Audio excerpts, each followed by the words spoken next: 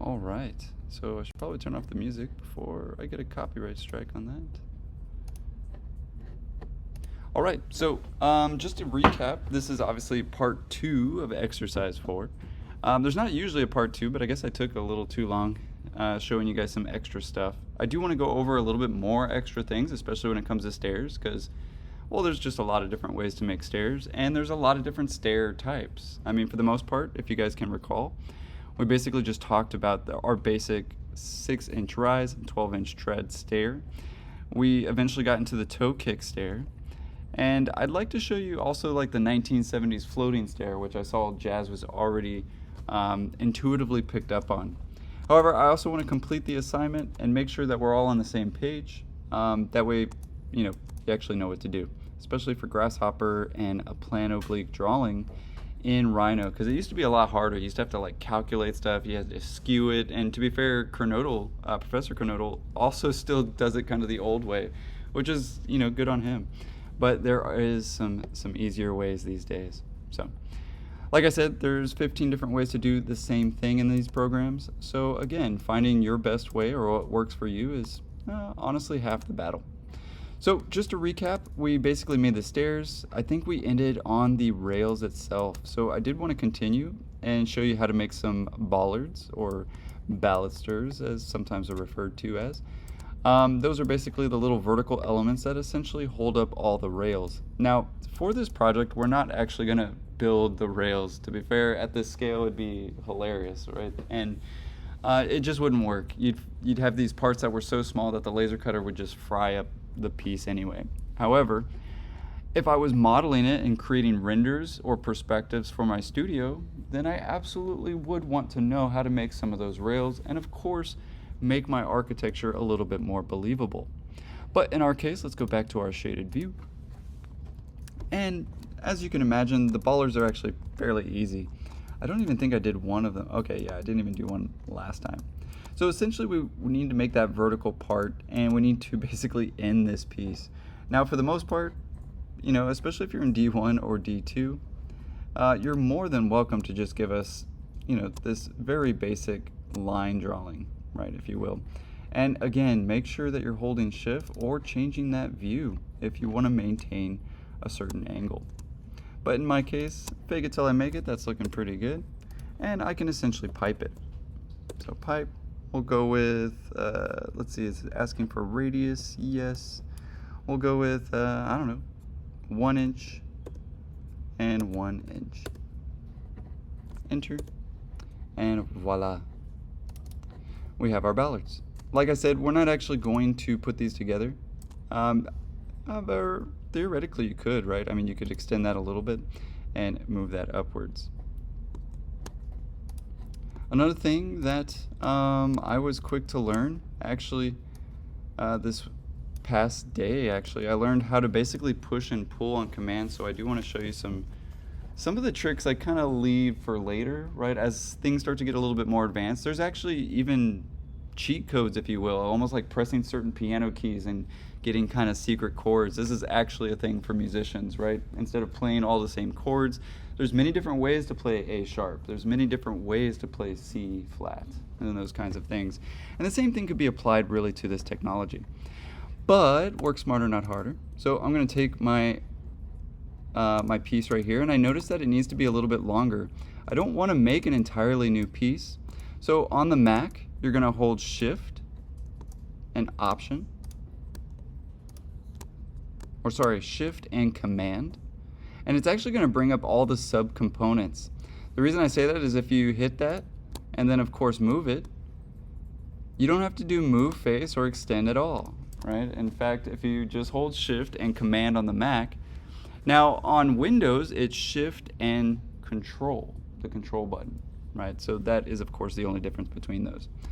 But if you're trying to make some quick, decent changes, it is definitely a game changer. But let's go ahead and get our ballards. So in my case, I'm going to go with a known point that's easy to find. And that one seems pretty easy.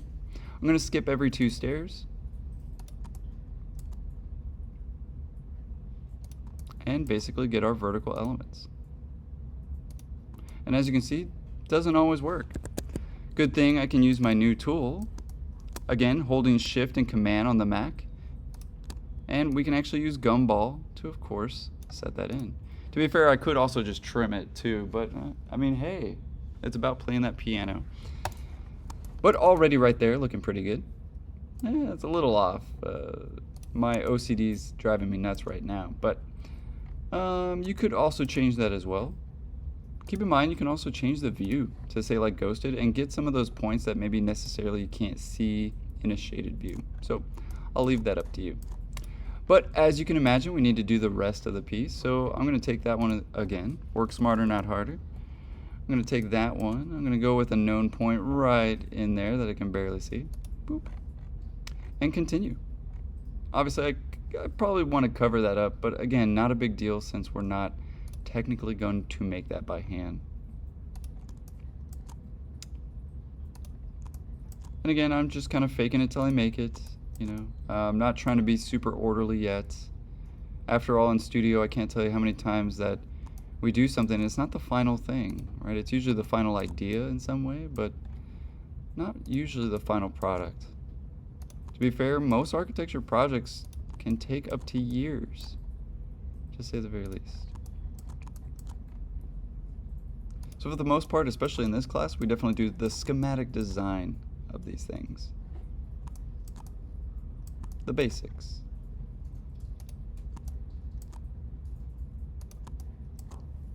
And you can definitely play around with it.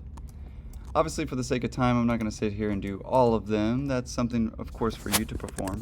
But I did want to show that you can manipulate things pretty well, right? For instance, I could take this piece, trim, and click that right off. And I could even multiple trim. So again, maybe arguably even faster than the method I just showed you. But say you want to change some stuff, right? After all, I mean, let's face it, how many times have you been in studio and they're like, ah, no, change that, right? But let's say I needed to extend something. Again, Shift and Command. I'm going to press that value and extend it. What's really nice about this too, guys, is when I keep doing that and I hold Shift, it actually makes a new line. So check that out. Oh, I keep moving it.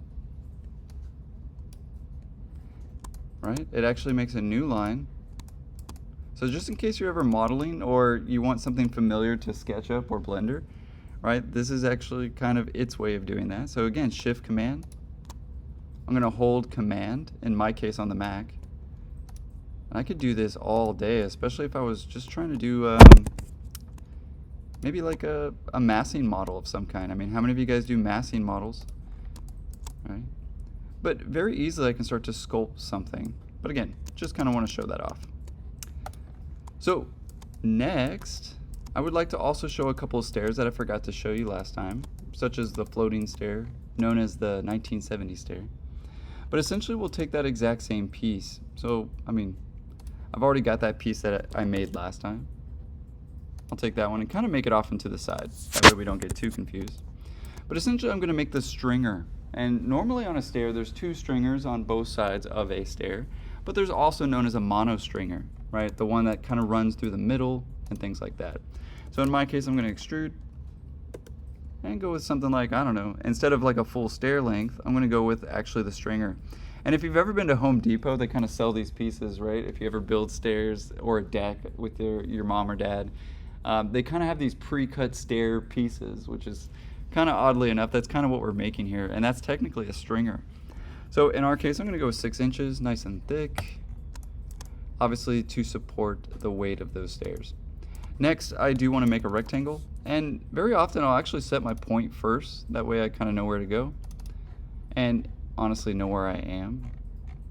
And in my case, I just need that 12 by 6. And as you can see, some of my model's in the way, but you can see it actually at the top pretty well. So I'm going to do 12 inches and 6 inches. Or sorry, actually the width of the stair. So maybe like 2 inches. And as you can see, it's kind of like this tiny little box. So I'm going to move that into position and not too shabby. Now, a couple of ways I could do this. I could obviously just, string this one at a time and do it one piece at a time. But, time is of the essence. So in my case, I'm going to extrude, curve, and we'll say we have a 4-foot stair. Sweet. Obviously, I want to move that into position, so I'm going to take my midpoint. And if I need a midpoint, obviously check your midpoints. So again, midpoint and midpoint there. Wonderful. And as you can start to imagine and see where this is going, right? Obviously, I kind of want to make those stairs. So again, copy. Take a known point. In our case, a repeating element is definitely that top stair. And as you can see, we can even model some pretty cool floating stairs. To be fair, this uses less material when we actually begin to make these, but at the same time requires a little bit more skill, right? And maybe even different cutting of the material in order to make that perform just nicely. But it does start to give a very open look, and to be fair, actually by code, this is not allowed anymore in residential. You're not allowed to have open stairs. Why? Because apparently somebody wasn't watching their kids, right? And somehow fell through some stairs. God forbid. But, at least in America, we have probably the most stringent building code that there is. And if you've ever been to another country, you've definitely seen some very wild and maybe very arguably dangerous stairs, right? So be aware, we keep the public safe, and we, I suppose, take it a little bit more seriously in some cases. Probably just for a legal benefit and not being sued, but I digress. There is, of course, now 3 different ways to, of course, perform and model a stair. Arguably, there's even more. For my advanced students out there, I like to show you guys this. So if we go to Food for Rhino, and I'm pretty sure I've shown you guys this before. Food for Rhino. I dare you, type in stair plugin. You'd be surprised. If anybody's used Revit before and you realize kind of like Revit kind of generates stairs for you, there's plugins to do that in Rhino for free. So again, if we type in stairs. Now I don't normally show this because it is more advanced, and you learn a lot more by, of course, modeling something by hand, and there's just something very customizable about that. Whereas with a plugin, you're not necessarily going to get that same amount of customization, and arguably it might take you more time as a learning curve of that plugin. However, StairApply is a really great one, and again, if you have a Mac, there's definitely ones that work on the Mac, but some of them do cost money. So keep in mind, a good idea is to actually look this up on YouTube and see how it works first, get kind of a demo, and see if that's something you actually do want to pay for. Research is definitely key. But funny enough, actually recently, last month, Rhino just got a plugin for Revit. That's right, you heard right. We can now use Rhino inside of Revit. We're not going to necessarily do that in this class, right? Because it would absolutely confuse, I think, a lot of us, especially if you haven't taken architecture classes before. But for my guys in D3, D2, and D4, by all means, there's definitely tools available, and it is quite fantastic. However, let's say we need to finish the project, so I might need to, that looks like it's actually floating out. It looked like it was actually there, so let's fake it till we make it and put that back. Sweet. And we probably need to take it down as well. So let's take that a scotch down. Yeah, fake it till we make it. After all, this is for the tutorial, and as you guys know, we're not actually going to model some of those pieces. Oh, forgot to cap some things. Cap. Very nice. That will become important, especially as we get to exercise 5. But keep in mind, guys, for exercise 4, just as I asked you to be sculptural for exercise 3, seriously, see if you can be sculptural with some stairs. And if you've already finished one, try a different configuration, or maybe try a very custom method, especially now knowing that you have a push and pull option in Rhino. So last but not least, and just to make sure that we actually covered the assignment, let's zoom back in. Obviously, complete run of stairs as needed. Awesome, totally did that. Step 4, copy and continue the process until reaching the 50-foot height mark. Totally did that as well. And rails can be made in one pipe. Use profile curve or handrails at 36 inches above step. And of course, that was found in part 1. However, our needs, we need vertical circulation that reaches to the top deck. Awesome. And if you're in D2 or above, we need stairs and ramps. Obviously, I'm not going to confuse you with ramps if you haven't taken D1 yet.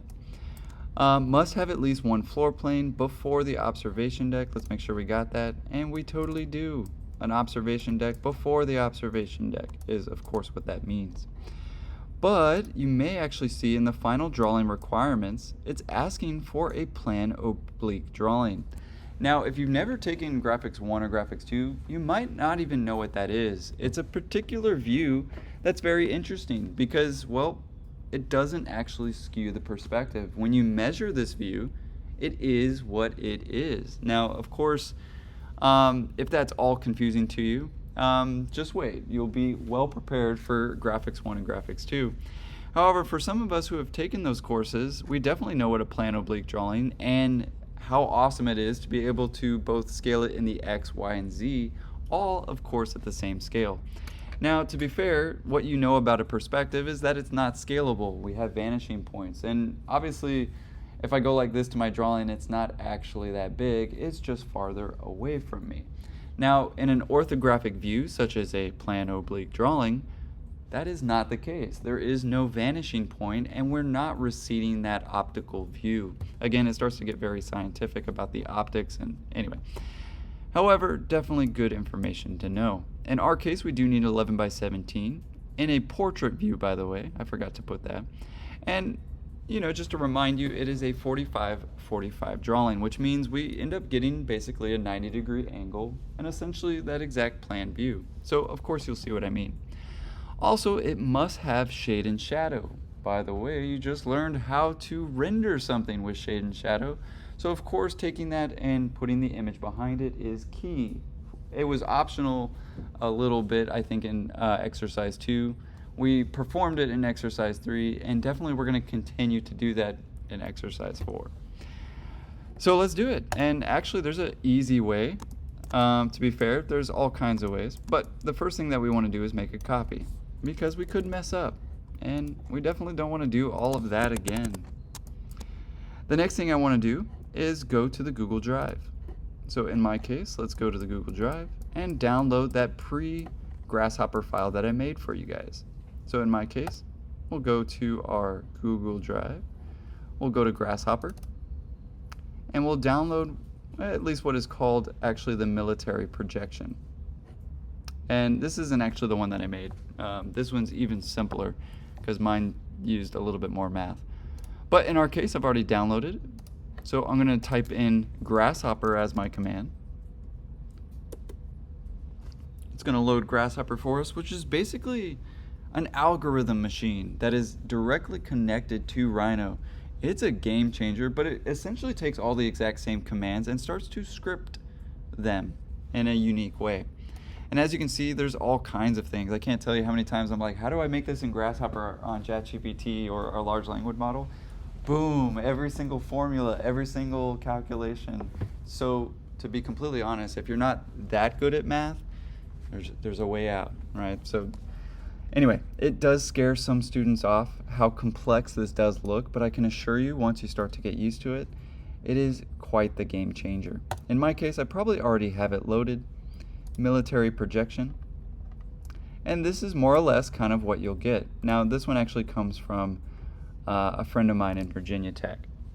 So in our case, it's asking for a geometry, a mesh, a brep, or a geo. And as you can see how this string is actually laid out, obviously we'll be using a brep today. That's just kind of the name and the vocabulary of this drawing. So in my case, I want to select my object, the entire piece, and well, I guess in this case I don't really need this part anymore. And I don't really want to project that. So I just want to get the stairs, the rails, the shadows, everything like that. So in my case, maybe even getting rid of the bottom pieces. Obviously cleaning it up before I get fancy. Another thing to consider is if you have a lot of separate pieces, it's a better idea to put at least some of those subcomponents together, right? Such as, in my case, my stairs. So I'm going to type in cap, just in case there was anything that wasn't capped, and then Boolean union, so that I can make sure to put it together. Now keep in mind, you can't undo a Boolean union as easy as just Command Z. So make sure, of course, you have the right stair that you want. But in my case, now it's all one piece, and that should be a lot easier for this algorithm to produce. In my case, I'll take it all though. So everything. I'll right click on brep and say set multiple breps. In my case, I'll set that brep. And it'll actually turn gray, which is good. That's actually what we want. And you'll notice absolutely nothing happened until we turn on this preview. Once you turn on this preview, it'll load, and you'll start to see this produced model. You guys see that? Looks kind of funky, right? That green model, you see it? Check it out in the top view. So there it is, actually in a perfect plan oblique drawing. And I didn't have to do jack, right? Even cooler, check this out. It's live time, so if I rotate it, and give it a second, obviously, it's even going to reproduce that model, that view. I can't tell you how many hours I've wasted in my life, right? Before this accomplishment of scripting. I would sit there and make another model and make another model and rotate it and make another model and rotate it this much more. And now you can quite literally find the exact view that you'd like. And that's important because, as you can see, some of my stair is actually covering up some of my stair. And well, that's not so great for a view, but that might be a lot better. So to be fair, you can play around with it until you actually produce the view that you want to accomplish. Now, once we do that, and we've got the view that we want, keep in mind that's still a 45 degree. We're still getting to 90 degrees, and it's truly a plan oblique drawing, but only in this view. Keep in mind it's still technically a weird, crazy model, right? So we'll go over, we'll pass all the pi math, and this is actually the simple math, so definitely not too bad there. But we'll see something that's called an output, and you'll see that that's actually what you're looking at and why it turns green. I don't know why it turns green, but I guess that's the default color. In our case, we'll right click that and we'll bake it, and it shows an egg. I don't know who wrote these programs for real. It shows a fried egg first of all, and it says bake, and you honestly don't bake eggs. Anyway, I digress. But we're gonna hit bake, even though that makes no logical sense, and it's gonna ask which layer do you want it on. Awesome. I mean, how organized could we be? In my case, I'm gonna maybe go with exercise 4 stairs. And keep in mind, I like how it says group it. Yes, please. It's even got manners. So we're going to press OK. And we're going to turn off that preview. And voila, we have this wonderfully produced model. Now what's great about that is it's all one piece. And as you can see, I kind of got it mixed up in my other pieces. So I kind of want to move that out. And I'm still not done. I mean, don't get me wrong, I've made it easier for myself, but I couldn't possibly turn that into my professor. He'd probably question the validity of my modeling skills, right? And he'd be like, dude, these stairs are never gonna work. In our case, we'll go to our top view, and we're actually using this to produce our Make 2D. So Make 2D, and to be completely honest with you, the larger the model, the longer that Make 2D will take. And as you can see, I got a lot of stuff. I got all the rails, the ballards, the stairs, and just a lot of stuff, right? So I wanna produce that. Make 2D, enter. Maintain source layers, not truly important at this stage, and hidden lines would be nice, especially if you have a lot of covering up, but I'll let that be up to you. For the sake of tutorial, I'm gonna uncheck hidden lines, otherwise this is gonna take forever, and just go with group output for today. Of course, we'll produce those lines. As you can see, taking much longer. Hang in there, buddy. You got this. I believe in you. It always gets to 94%. I don't know, I tend to wonder if it like saves the rails for like last and it's like panicking. Honestly, as a small child, we got a computer when I was 5, and I kid you not, I thought there was like a little man inside the desktop like doing all the work, right? But I tend to still think that way. And we all saw the cartoons, right? The little hamster wheel. And voila. I just saved myself a lot of time, right, to say the very least. However, the next thing that we need to produce is obviously the shade and shadow of this element, which will be a little tricky. You will have to mess with your sun a little bit, obviously, because we have a very strange model, right? And to be fair, it's just going to be impossible to obtain this exact view.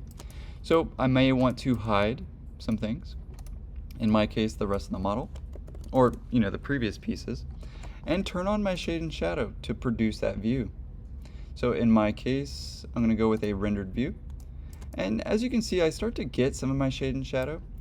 So in that perspective view, as you guessed, right, we're going to switch it to a top view. And in that view, now I want to actually manipulate my sun.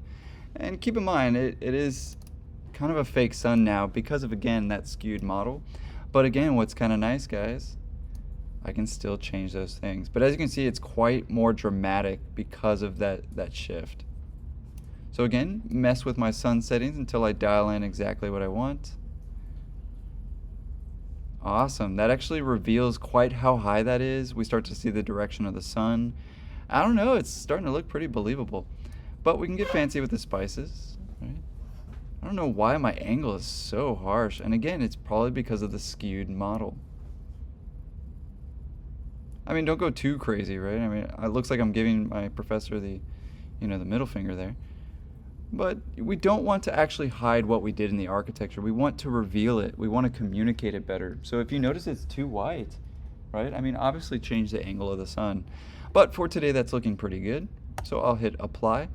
And as you can imagine, I want to render this view. So again, as long as I had my render settings, and to be fair, I probably didn't even mess with my render settings, but I want to produce that rendered view. Now, since we're screen recording, I can't imagine, yep, it totally is like freezing on me. It's not a good idea to render and screen record at the same time, but here at San Antonio College, we push our computers, and clearly I don't have a lot going on there. So I think I messed up my settings, or it has froze. No, please don't freeze. Okay, thank goodness. In my case, but seriously, obviously you could take your rendered view, and especially on these badass computers at school that render these things in have you guys rendered anything at 8K yet? And it takes 3 seconds? It's amazing, because my computer alone takes 50 seconds for 8K. So I don't know. Again, I think we're going into a large language model system. But obviously I want to take that and put it behind this. So at least for today, I'm just going to do a screenshot. That way you can kind of see what I mean. And we could either do that, obviously, in Illustrator or Rhino. In my case, we'll go back to that shaded. And we'll set that back to a perspective view. Sweet. To be fair, you don't really have to keep this. I mean, it's not really useful besides producing that drawing. So in my case, please don't freeze. Okay. We'll get rid of that. And we'll show back all of our pieces. Oh, there it is. All my other assignments. Let's go ahead and put that picture underneath. And yes, it's not to scale just yet. We'll start working with scale obviously when we get to the laser cutter. And actually next time, and especially after spring break, we're going to talk about laser cutting topography. Some of you guys may have seen the models and noticed that there's all these different little cardboard layers. We're definitely going to start simple when it comes to the laser cutter, but yes, we will be diving right into the laser cutter as we get back from spring break. But in my case, let's go ahead and get that screenshot. Voila. Of course, in my case, I do want to hold shift. That way I could potentially line those up. And technically I could do this in a top view. And again, I think it's way easier to line something up in Rhino, but that's just me. And clearly this screenshot is not great. So, definitely use a rendered view. In my case, fake it till I make it. That looks pretty close. But as you can see, arguably not the right size. So again, another trick that I use is scale, not 1D or 2D, but we'll do scale 1D, and we'll kind of fake it till I make it. And we will take this piece and bring it down. Boom. And as you can see, we take, no offense to Professor Boslav, but we just did 16 weeks of graphics too in the amount of 30 minutes. So that's what I mean in terms of the power of this technology. To be fair, we'd have to know how to do it by hand, arguably first, right? And realize how powerful and how worthy this program is because of knowing how long it actually takes analog. So don't get me wrong, I know some of you, even in Graphics 1 or Graphics 2 right now, or going into those classes, you're like, do I really have to take those classes? And it's yes, because honestly the digital is really just performing that exact same thing, but to understand it, to actually comprehend it, or to even acknowledge it, right? We have to know how, at least I think, our ancestors did it, but maybe that's just me. But again, now I'd want to take this into Illustrator. It does need to be an 11 by 17, so I want to keep that ratio, 11 inches by 17 inches, super small. Oh, totally put feet, my bad. Rectangle, 11, I guess you could use feet, but just make sure you use the same foot symbol. And it's not to scale yet, so I do just want to position it on the paper. Probably not best to go middle this time, but consider the frame. Consider actually the extent of the entire piece itself, and we can dial that in. And as you guessed it, we're going to export that, take it into Illustrator, give it some line weight, and I dare you, try to make it look as that same Graphics 2 project. Can you fool somebody? And funny enough, actually, Professor Boslov said this yesterday. He goes, we do actually make an illusion. We make views, we make things that don't exist in reality yet. However, the illusion that I'm talking about is that one when we started talking about some of those graphics over there. Try to make somebody believe, if you will, at least for a split second, that it was drafted, right? Because that is where you will realize that you have nailed computer graphics, right? To say the very least. And I know I say it just about every video, but it's a helpful reminder. But just to recap, because this does pretty much conclude the assignment, that's it. That's all we need for exercise 4. And of course, we'll pin that up when we get there. But just to recap, obviously we went over the ballards a little bit more. Obviously those vertical elements that we had. Let's center that a little bit better.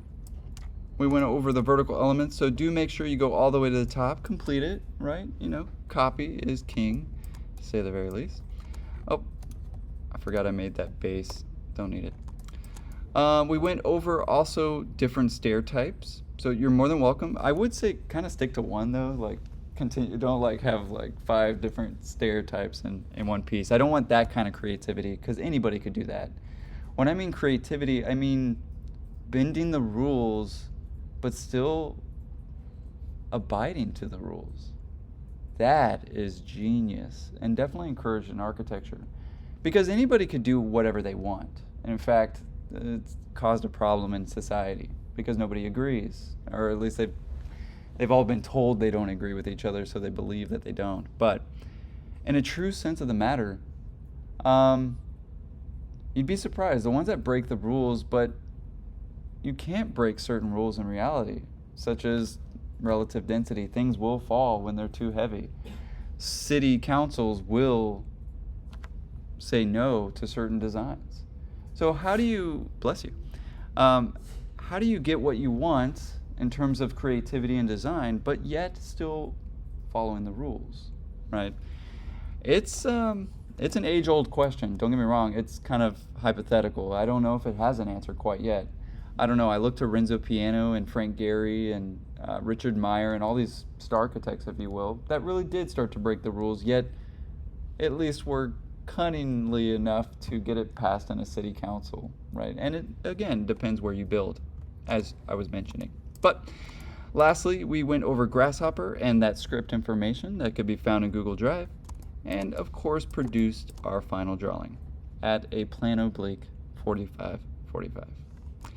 Other than that, were there any questions about the stairs, guys? Or want me to perform a certain action or model again? Does anybody want to do a curvilinear stair? Well, don't, because it's impossible to model. Not impossible to model, but I mean to physically build is an absolute challenge. And to be honest with you, I've let some students in the past try, even very good ones that were in D4 or even had finished D4 and completely messed it up, right? And don't get me wrong, I get a kick out of seeing students kind of struggle, get through the molasses and go through the finish line, but when they don't make the finish line, I feel socially responsible, right? So don't get me wrong, I love spiral stairs, but no, do not. To be fair, they're mostly actually kiboshed in code, especially in America. There's not a lot of spiral stairs. For instance, have you ever tried to take a couch up a spiral stair? Yeah, it's the effing worst, right? And to be fair, they're a little bit dangerous. In our case, I would say stick to an orthogonal view. I'm open to some diagonal stairs, but as long as you're keeping to a perpendicular format. Now, obviously this maybe sounds like jargon if you haven't taken D1 or D2, where we go over stairs. But if you're in D3 and D4 and do want to challenge yourself, obviously go for some very unique and creative stairs. But I do feel like it's a public service announcement because I don't know what it is. I remember this a little bit in school. A lot of people, well, I want to do a spiral stair. It's like, yeah, only because it's not around. And very often we often think we want what we don't have, but that's just kind of the thing. In that case, though, no questions about modeling? Want me to go over it again? All right, we'll leave it there for today.